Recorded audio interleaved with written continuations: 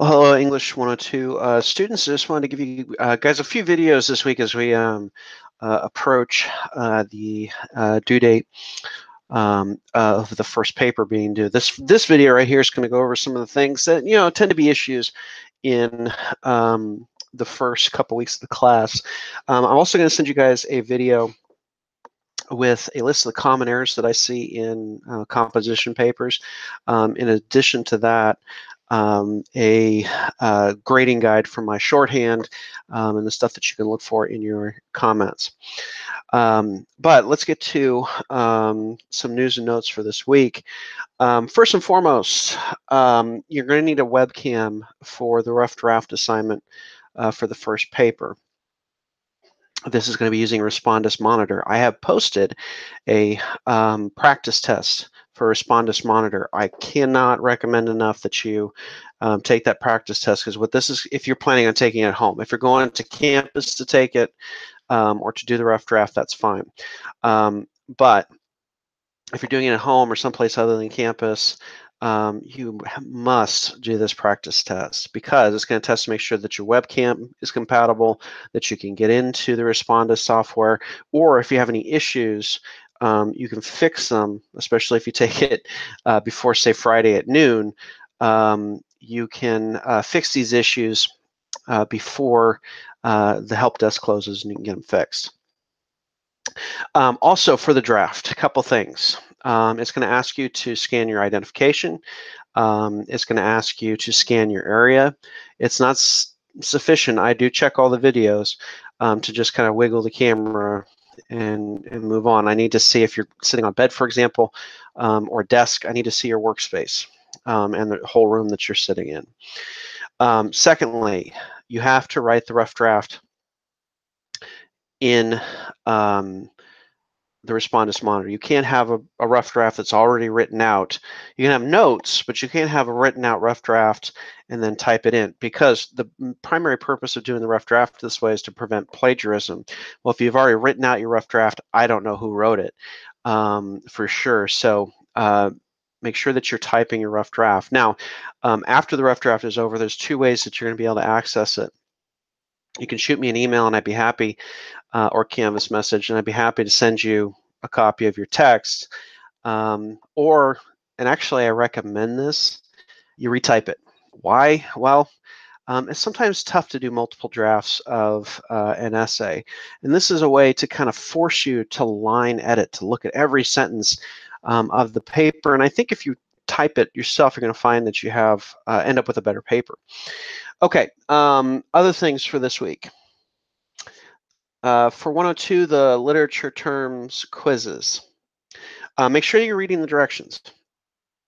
Some quizzes had an issue with they weren't using the correct number from the literary term sheet. If you're still looking for the literary term sheet, and I hope you're not, it's in the modules tab.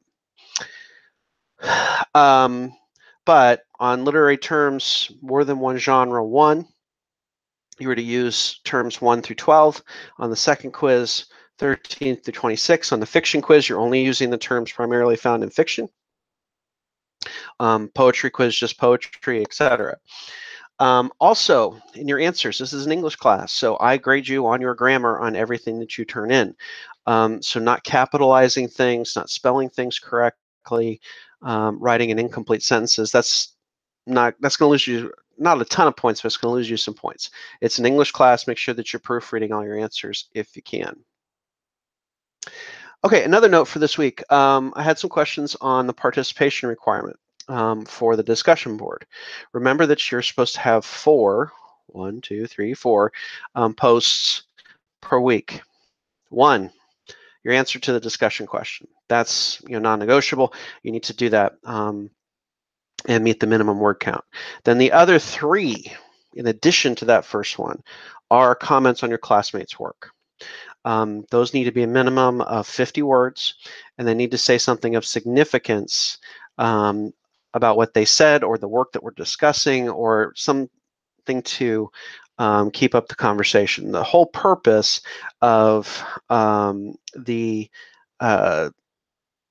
participation requirement is to replace in-class discussions. A lot of students feel like they miss with online classes that personal interaction, and that's what it's meant to replace. So we're actually talking to one another on the week that we're studying something. Okay, next item I have here, weekly quizzes. I do get questions about the time limits on the quizzes, and that's really another thing that's non-negotiable, and I'll tell you my philosophy behind it so you can kind of understand where I'm coming from. The reading quizzes are to test your comprehension of the reading for that week. It defeats that purpose if you're paging through the book looking for answers. The idea of the reading quizzes is that you have read the question, or not read the questions, read the material before you take the quiz. If you've studied the material and you're prepared for the quiz, the time limit really shouldn't be a problem. However, it is short enough that if you're trying to page through the book looking for answers, you're going to get cut off more often than not. I've also had questions on, where the reading is, and I think everybody's figured that out by now, but just in case you need a refresher, there is a tentative course schedule at the end of the syllabus, which the vast majority of you have signed a document saying you read and understand, that tells you the week by week reading requirements. You need to read what's in that little box every week. It also has the major due dates for assignments like the literary terms quizzes and the upcoming essay. One other thing with the essay that's upcoming for English 102, the flash fiction essay. This is a relatively new assignment for me. This is my third semester doing it, and it's probably going to have been sent out or posted by the time you're watching this. But I'm going to develop a sample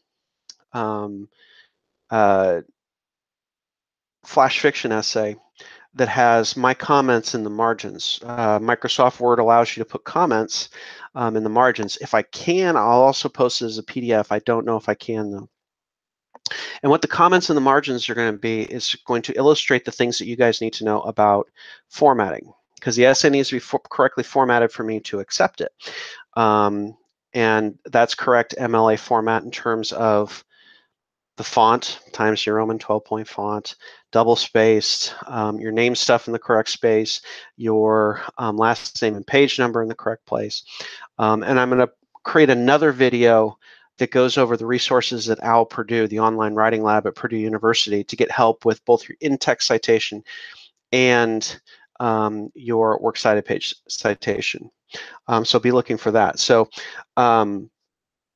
just to kind of review the stuff that you should be looking for, you're going to have a PowerPoint and a YouTube video of the common errors that I see in composition and really essays in any English class. And also a guide for how to use the online writing lab at Purdue University, as well as some news and notes on the paper. Now, if you'll indulge me for just a couple minutes more, I want to share my screen. And since this was an issue with the flash fiction essay, I want to show you how to access a couple of things. I've got the class in student view, so you guys can see what your look is going to be. And since I'm a sample student, I haven't done a lot of the assignments in the class. I guess I'm a bad student. But many of you have asked me, well, where do I look for the authors for the flash fiction essay?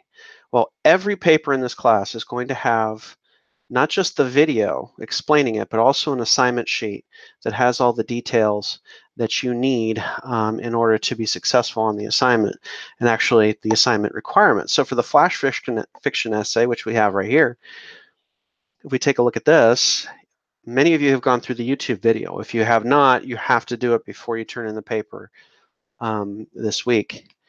But also every paper is going to have a Word file like this that has the essay requirements on it.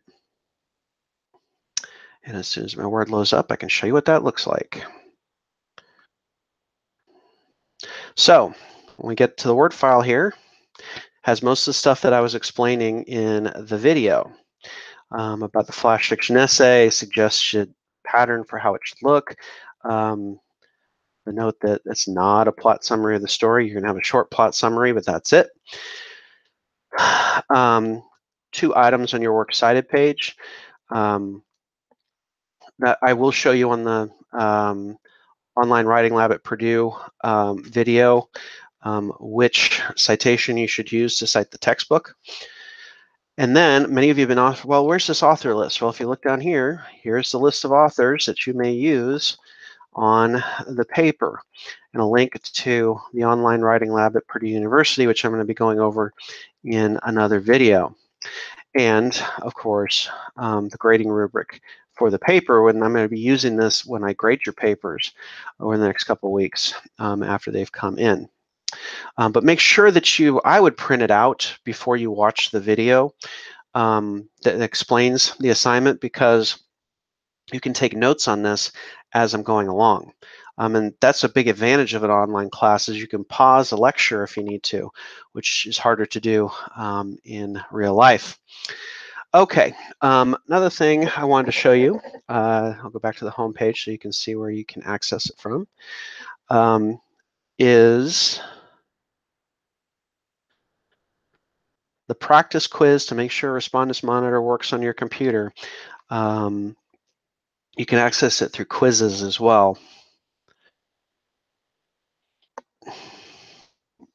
Practice quiz to make sure Respondus Monitor works on your computer. This is a 1-question quiz. There's 3 attempts, so it'll give you the opportunity to figure out if troubleshoot